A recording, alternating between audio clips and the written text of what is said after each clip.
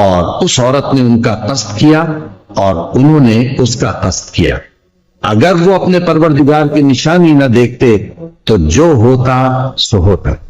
یوں اس لیے کیا گیا کہ ہم ان سے برائی اور بے حیائی کو روک دیں۔ بے شک وہ ہمارے چنے ہوئے بندوں میں سے تھے۔ اور دونوں دروازے کی طرف بھاگے، آگے یوسف پیچھے زلیخا، اور عورت نے ان کا کرتا پیچھے سے پکڑ کر جو کھینچا تو پھاڑ ڈالا، اور دونوں کو دروازے کے پاس عورت کا خاوند مل گیا۔ تو عورت بولی کہ جو شخص تمہاری بیوی کے ساتھ برا ارادہ کرے اس کی اس کے سوا کیا سزا ہے کہ یا تو قید کیا جائے یا اسے دکھ کا عذاب کیا جائے۔ یوسف نے کہا کسی نے مجھ کو اپنی طرف مائل کرنا چاہا تھا، اور اس کے خاندان میں سے ایک گواہ نے گواہی دی کہ اگر اس کا کرتا آگے سے پھٹا ہو تو یہ سچی اور یوسف جھوٹا ہے، اور اگر کرتا پیچھے سے پھٹا ہو تو یہ جھوٹی اور وہ سچا ہے۔ سو جب اس کا کرتا دیکھا تو پیچھے سے پھٹا تھا، تب اس نے زلیخا سے کہا کہ یہ تمہارا ہی فریب ہے، اور کچھ شک نہیں کہ تم عورتوں کے فریب بڑے بھاری ہوتے ہیں۔ یوسف اس بات کا خیال نہ کر، اور زلیخا تو اپنے گناہ کی بخشش مانگ، بے شک خطا تیری ہی ہے۔ اور شہر میں عورتیں گفتگویں کرنے لگیں کہ عزیز کی بیوی اپنے غلام کو اپنی طرف مائل کرنا چاہتی ہے اور اس کی محبت اس کے دل میں گھر کر گئی ہے، ہم دیکھتی ہیں کہ وہ کھلی گمراہی میں ہے۔ پھر جب زلیخا نے ان عورتوں کی گفتگو جو حقیقت میں دیدار یوسف کے لیے ایک چال تھی سنی، تو ان کے پاس دعوت کا پیغام بھیجا اور ان کے لیے ایک محفل مرتب کی، اور پھل تراشنے کے لیے ہر ایک کو ایک ایک چھری دی، اور یوسف سے کہا کہ ان کے سامنے آؤ۔ جب عورتوں نے ان کو دیکھا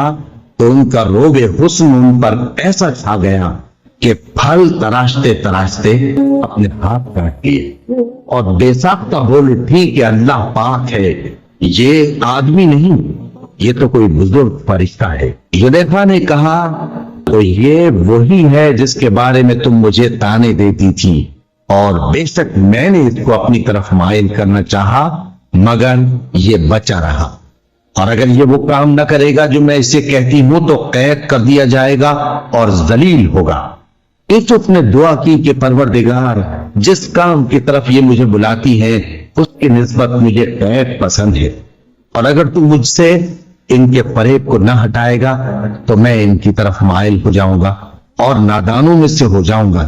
پس ان کے رب نے ان کی دعا قبول کر لی اور ان سے عورتوں کا داؤں ٹال دیا، بے شک وہی تو سننے والا ہے، جاننے والا ہے۔ پھر باوجود اس کے کہ وہ لوگ ان کی بے گناہی کے نشان دیکھ چکے تھے، ان کی رائے یہی ٹھہری کہ کچھ عرصے کے لیے ان کو قید ہی کر دے، اور ان کے ساتھ دو اور جوان بھی داخل زندہ ہوئے۔ ایک نے ان میں سے کہا کہ میں نے خواب دیکھا ہے، دیکھتا کیا ہوں کہ شراب کے لیے انگور نچوڑ رہا ہوں۔ دوسرے نے کہا کہ میں نے بھی خواب دیکھا ہے، میں یہ دیکھتا ہوں کہ اپنے سر پر روٹیاں اٹھائے ہوئے ہوں اور پرندے ان میں سے کھا رہے ہیں، تو ہمیں ان کی تعبیر بتا دیجئے کہ ہم تمہیں نیکوکار دیکھتے ہیں۔ یوسف نے کہا کہ جو کھانا تم کو ملنے والا ہے وہ آنے نہیں پائے گا کہ میں اس سے پہلے تم کو اس کی تعبیر بتا دوں گا۔